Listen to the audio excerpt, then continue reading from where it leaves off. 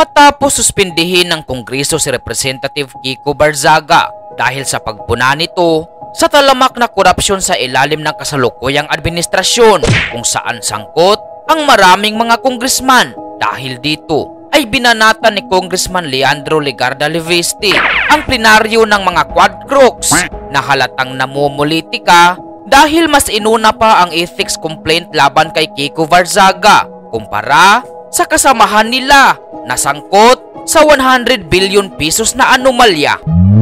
Ngayong hapon lang natin nakuha ang committee report na ito at si Congressman Barzaga lang ang sinampahan ng kaso ng Committee on Ethics.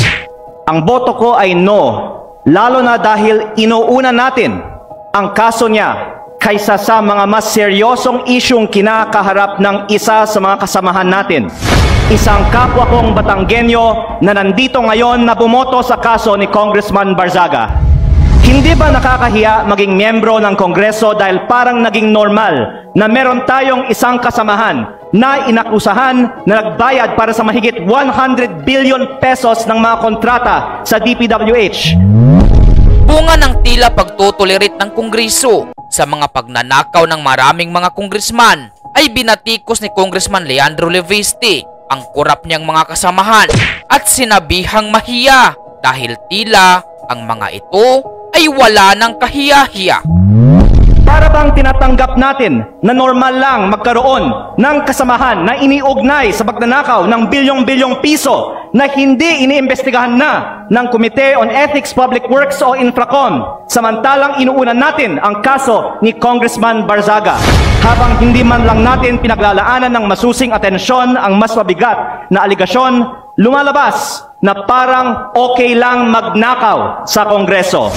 Nakatala na sa kasaysayan na sa gitna ng matinding kontrobersiya sa korupsyon, ito ang inuna ng Kongreso at parang lang walang mali sa ginagawa ng isa sa ating kasamahan at tayo mismo ay ngayon sumisira sa imahe ng Kongreso.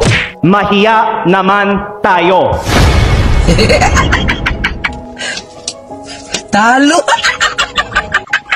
Sorry. Ayan tuloy, pikon at tila guilty itong si Kong Edwin Guardiola. Pinagtripan ba naman matapos banatan?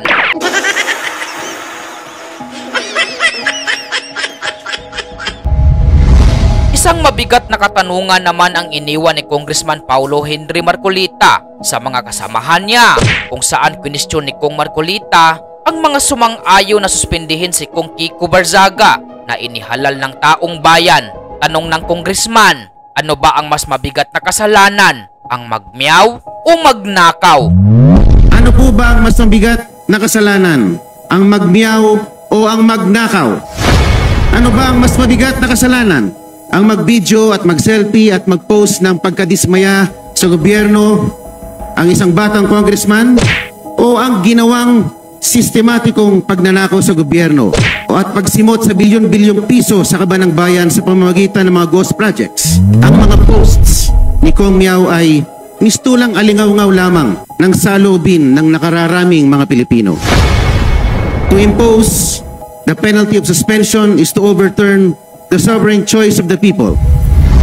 That remedy is reserved only for conduct so reprehensible and destructive of the institution that it overwhelms democratic legitimacy. No such circumstance exists here. Honorable Barzaga's only act was to express his views regarding corruption in government, a matter of public concern central to democratic oversight. Let not the House of Representatives be weaponized against its own members.